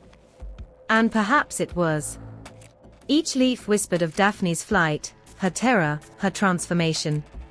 The laurel was not just a plant, it was a story, a sacrifice, a symbol. As the wreath touched the victor's brow, the crowd erupted, not in cheers, but in a collective exhale, as if they too had been holding their breath. In that moment, the athlete was not just a man, he was a legend, a living testament to the god's favor and the price of glory. Far from the arena, nestled among the cliffs of Delphi, the laurel held a different power. Here, in the shadow of Apollo's temple, the leaves were not for crowning but for communing. The Pythia, draped in robes and mystery, would chew the sacred leaves, their bitterness unlocking visions beyond mortal comprehension. Smoke from burning laurel filled the chamber, curling around the columns like the fingers of the divine. Her voice, once human, now echoed with the weight of prophecy, each word a thread in the tapestry of fate. The laurel's duality was stark. In Olympia, it celebrated human achievement, in Delphi, it channeled divine will. Yet, in both, it was a reminder of Daphne, a woman who chose transformation over submission, whose essence lived on in every leaf. Apollo's love, unrequited and eternal, ensured that the laurel would never wither, its leaves forever green, its story forever told. As the sun set over Greece, casting long shadows over temples and stadiums alike, the laurel stood as a silent witness. To victories won and prophecies spoken. To the intertwining of mortal ambition and divine intervention. And to the enduring power of a single choice, to run, to transform, to endure. A hush falls over the ancient stadium, the air thick with anticipation. The sun casts long shadows across the arena, illuminating the sweat and determination etched into the faces of the athletes. They stand poised, muscles taut, hearts pounding like war drums. The crowd holds its breath, the silence before the storm. With a sudden burst, the race begins. Feet pound the earth, a symphony of motion and will. Each runner is a blur, chasing not just victory, but immortality. The finish line approaches, and with it, the promise of glory. The victor crosses the line, collapsing to his knees, gasping for breath. A laurel wreath is placed upon his brow, the leaves cool against his fevered skin. In that moment, he is more than a man, he is a legend. The laurel, sacred to Apollo, transforms his triumph into eternity. Far from the cheers of the stadium, atop the sacred slopes of Delphi, the Pythia sits in trance. The scent of burning laurel fills the air, its smoke curling like whispers around her. She chews the leaves, their bitterness grounding her as she channels the divine. Her voice rises, a haunting melody that speaks the will of Apollo. The laurel, ever present, binds these moments together. It is the thread that weaves through the tapestry of human aspiration and divine inspiration. From the sweat-soaked arenas of Olympia to the ethereal heights of Delphi, the laurel stands as a testament to the enduring pursuit of excellence and truth. In the quiet aftermath, the stadium empties, the echoes of victory fading into the wind. The laurel wreath, now resting gently on the victor's head, whispers of ancient myths and eternal glory. At Delphi, the Pythia's voice subsides, leaving behind the lingering scent of laurel and the weight of prophecy. The laurel endures, a silent witness to the ceaseless dance between mortals and gods. The stage is set, the air thick with anticipation. A single spotlight pierces the darkness, illuminating a figure poised at the edge of transformation. The orchestra breathes in unison, strings taut with tension, awaiting the first note that will unravel a tale as old as time. In the hushed silence, a flute begins to weep, a solitary lament that echoes through the hall. It's the voice of Daphne, the nymph whose fate has been sung, painted, and sculpted across centuries. Her story, immortalized in Ovid's Metamorphoses, has inspired composers to translate her anguish into melodies that haunt the soul. Jacopo Peri's Daphne, often considered the first opera, dared to give voice to her plight. Though much of the music is lost, the fragments that remain whisper of a time when music sought to capture the divine and the tragic. Marco da Gagliano's rendition followed, weaving intricate harmonies that mirrored the complexity of unrequited love and divine obsession. Handel's Apollo and Daphne stands as a testament to the enduring power of this myth. The cantatas dialogues between Apollo and Daphne are charged with emotion, the music oscillating between the god's fervent pursuit and the nymph's desperate pleas. The orchestration swells and recedes, mimicking the chase, the resistance, and the inevitable transformation. In Francesco Cavalli's Gli Amori di Apollo e di Daphne, the Baroque textures envelop the listener, drawing them into a world where gods and mortals collide. The arias, laden with ornamentation, reflect the tumultuous emotions that drive the narrative forward. Each note is a step closer to Daphne's metamorphosis, each pause a breath held in suspense. The tale transcends the operatic stage, finding resonance in the realm of psychology. Carl Jung's archetypes offer a lens through which to view these characters, not merely as figures of myth, but as embodiments of the human psyche. Apollo, the pursuer, represents the conscious mind's quest for order and understanding. Daphne, in her flight, symbolizes the anima, the elusive inner self that resists domination. Their interaction is a dance of shadows and light, a reflection of the internal struggles that define the human experience. The transformation of Daphne into a laurel tree is not just a physical escape, but a psychological defense, a retreat into the unconscious to preserve the self. It's a poignant reminder of the lengths to which one might go to maintain autonomy in the face of overwhelming force. The music, the myth, and the mind converge in a symphony of emotion and symbolism. Each performance, each interpretation, peels back another layer, revealing the timeless relevance of Daphne's story. It's a narrative that continues to captivate, to challenge, and to inspire, echoing through the corridors of history and the chambers of the heart. The forest held its breath. Leaves trembled without wind, as if the trees themselves recoiled from what they knew was coming. A girl ran, barefoot, breathless, her limbs aching with terror. Behind her, the god pursued, golden and relentless, his desire burning like the sun he commanded. But she did not run from love, she fled from possession. Each step was a plea, each gasp a prayer. And when her legs could carry her no further, when the earth itself seemed to rise to meet her, she called out, not for mercy, but for escape. And the earth answered. Bark encased her skin, silencing the warmth of flesh. Her fingers stretched into branches, reaching not for salvation, but for distance. Roots anchored her, not in surrender, but in defiance. She became the laurel, not a trophy, but a testament. Yet, even as wood replaced bone, her heart pulsed with the same fierce will that had driven her flight. She had not been caught, she had transformed. Apollo, thwarted, did not weep. He approached the tree, his hands tracing the contours of what once was her body. He whispered vows, not of love, but of ownership. He declared the laurel sacred, a symbol of victory.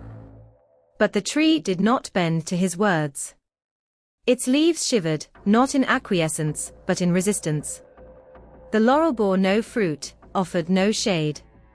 It stood, silent and unyielding, a monument to a choice made in desperation and strength. Centuries later, artists would capture this moment. Bernini's sculpture freezes the instant of transformation, the terror in Daphne's eyes, the outstretched hand of Apollo, the intertwining of man and nature. But even in marble, her fear is palpable, her rejection clear. She is not a muse, she is a warning. Poets would pen verses, some romanticizing the chase, others mourning the loss. But beneath the words lies a truth: Daphne chose autonomy over submission, transformation over violation. Her metamorphosis was not a defeat, but a declaration. In modern times, her story resonates anew. Feminist readings see in Daphne a symbol of agency, a woman asserting control over her body and fate. Eco-critical perspectives view her transformation as a return to nature, a rejection of human domination. She becomes both a figure of resistance and a bridge between humanity and the natural world. The laurel, once a symbol of victory, now carries the weight of her story. Each wreath, each crown, is a reminder, not of conquest, but of a choice made in the face of overwhelming force. Daphne's legacy is not in the leaves that adorn the heads of the triumphant, but in the roots that anchor her story in the collective memory. And so, the forest remembers. The laurel stands tall, its leaves whispering tales of a girl who ran, a god who chased, and a transformation that defied the divine. In its silence, it speaks volumes. A hush falls over the gallery, the air thick with anticipation. In the center, a sculpture stands defiant, the golden, armless woman with ram's horns, her body suspended, skirted in mosaic. She is Shazia Sikandar's witness, a manifestation of feminine power and resistance. Her presence is both commanding and unsettling, challenging the viewer to confront the complexities of womanhood and justice. In another space, Kate Just's knitted banners hang solemnly, each stitch a testament to collective grief and resilience. The words, "Anonymous was a woman," repeat across panels, a haunting reminder of the countless women whose voices have been silenced. The act of knitting becomes a form of protest, each loop and weave a defiance against erasure. On the streets, Dyke Action Machine, S posters disrupt the mundane, inserting lesbian imagery into commercial spaces. Their work challenges the invisibility imposed by mainstream media, asserting presence where there was none. It's a bold reclamation, a refusal to be sidelined. In the realm of film, the 2017 movie Daphne presents a protagonist who is unapologetically flawed. She navigates her world with a rawness that defies traditional narratives of female redemption. Her journey is not about transformation, but about existing authentically in her complexity. These contemporary interpretations of Daphne's myth resonate with a collective yearning for autonomy and recognition. They echo the struggles of countless women who have sought to define themselves beyond imposed narratives. Through art, literature, and activism, the story of Daphne continues to evolve, embodying the enduring fight for self-definition and resistance against domination. The air trembles with anticipation as the final note fades, leaving behind a haunting silence that clings to the soul. In this moment, the myth of Daphne transcends time, echoing through the corridors of contemporary literature and film. Her story, once whispered among ancient trees, now roars on modern stages, a testament to resistance and transformation. In the flickering light of a cinema screen, Daphne's metamorphosis unfolds, a chase not just of flesh but of essence. Each frame captures the desperation in her eyes, the relentless pursuit, and the ultimate surrender to nature's embrace. The audience, entranced, feels the bark encase their own limbs, the leaves sprout from their fingertips, as if they too are fleeing an inescapable fate. On the pages of contemporary novels, her tale is reimagined. Daphne becomes a symbol of autonomy, her transformation a choice rather than a curse. Authors breathe new life into her narrative, painting her not as a victim, but as a warrior who defies the gods.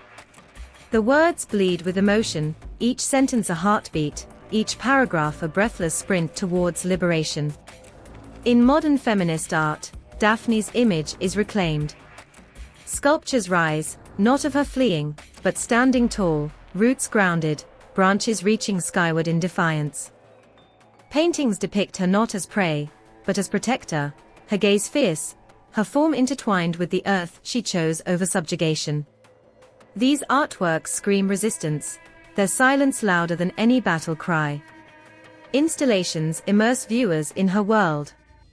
They walk through forests of metal and light, feeling the tension of the chase, the relief of transformation. Interactive exhibits allow them to experience the duality of Daphne's existence, the fear of pursuit and the solace of becoming one with nature. Each step is a confrontation with societal norms, each interaction a challenge to patriarchal narratives. Musicians compose symphonies that capture her essence. Melodies rise and fall like her breath, rhythms mimic her heartbeat, harmonies reflect her inner turmoil. The music swells, enveloping listeners, drawing them into her story, making them feel every emotion, every decision, every transformation. In poetry slams and spoken word performances, her voice is heard. Poets channel her spirit, their words sharp as laurel leaves, their delivery as relentless as Apollo's pursuit. They speak of consent, of autonomy, of the right to choose one's destiny. The audience, captivated, feels the power of Daphne's story resonate within their own struggles and triumphs. Even in fashion, her influence is evident. Designers craft garments that mimic the textures of bark and foliage, models strut down runways embodying her strength and grace. Each piece tells a story, each stitch a tribute to her resilience. The fashion world, often criticized for its superficiality, finds depth in Daphne's narrative, using it to challenge beauty standards and celebrate individuality. Educational institutions incorporate her myth into curricula, encouraging students to analyze and interpret her story through various lenses. Discussions ignite debates on gender roles, power dynamics, and the intersection of mythology and modern society. Students, inspired, create projects that reflect their understanding and personal connection to Daphne's tale. Social media platforms become canvases for her story. Artists share digital illustrations, writers post microfiction, influencers discuss her symbolism. Hashtags trend, communities form, and Daphne's legacy thrives in the digital age. Her story, ancient yet timeless, continues to inspire and provoke thought across generations. In therapy sessions, her myth serves as a metaphor for personal growth and healing. Clients relate to her transformation, finding solace in the idea of becoming something new to escape past traumas. Therapists use her narrative to guide discussions on self-discovery, resilience, and the power of change. Daphne becomes not just a myth, but a mirror reflecting the human experience. Through all these mediums, Daphne's story is not just retold, it is relived, reinterpreted, and revered. Her essence permeates modern culture, a testament to her enduring relevance and the universal themes her myth encompasses. She is a symbol of resistance, of transformation, of the eternal struggle for autonomy in the face of overwhelming power. And as her story continues to evolve, so too does its impact, leaving an indelible mark on the hearts and minds of all who encounter it. The air is thick with the scent of sweat and anticipation. A hush falls over the crowd as the final race of the ancient Olympic Games reaches its climax. The victor, muscles taut and glistening, crosses the finish line, collapsing to his knees. A laurel wreath is placed upon his head, the leaves whispering tales of triumph and sacrifice. The crowd erupts, but the victor hears only the pounding of his heart, the echo of his ancestors, and the weight of the laurel's legacy. In the sacred precincts of Delphi, the Pythia sits in trance, her voice a conduit for Apollo's will. The laurel leaves she chews release their essence, connecting her to the divine. Her prophecies, cryptic yet profound, shape the destinies of kings and commoners alike. The laurel, once a symbol of a nymph's desperate escape, now serves as a bridge between mortals and gods, its significance evolving yet ever potent. The laurel's journey from a symbol of personal transformation to one of communal reverence is a testament to its enduring power. It crowns the heads of poets, scholars, and heroes, each leaf a silent witness to their struggles and achievements. The tree, rooted in myth, continues to grow, its branches reaching into the hearts of those who seek honor and enlightenment. In various cultures, trees hold sacred significance, serving as vessels of divinity. The Bodhi tree under which Buddha attained enlightenment, the Norse Dracal connecting the 9 worlds, and the Celtic oak revered by Druids, all echo the laurel's sanctity. These trees, like the laurel, embody the intersection of the earthly and the divine, their roots grounding us while their branches aspire to the heavens. The laurel's legacy is not confined to ancient rituals or mythological tales. It lives on in modern ceremonies, its leaves adorning graduates, athletes, and artists. Each wreath is a nod to the past, a recognition of present accomplishments, and a hope for future endeavors. The laurel continues to inspire, its symbolism as relevant today as it was in antiquity. As we reflect on the laurel's journey, from a nymph's transformation to a symbol of victory and divine connection, we are reminded of the enduring power of nature, myth, and human aspiration. The laurel, evergreen, continues to weave its story through time, inviting us to partake in its legacy. The laurel tree, sacred to Apollo, has long symbolized victory and honor. In ancient Greece, laurel wreaths crowned victors in the Pythian Games, held in Apollo's honor at Delphi. The priestesses of Apollo's temple at Delphi were said to chew laurel leaves to induce prophetic visions. The laurel's significance persisted through the ages, adorning poets, scholars, and heroes, and symbolizing achievement and excellence. In various cultures, trees have been revered as vessels of divinity. In ancient Greece, the laurel tree was sacred to Apollo, and its leaves were used in rituals and ceremonies. In other traditions, trees like the oak, ash, and yew have been associated with gods and spiritual practices.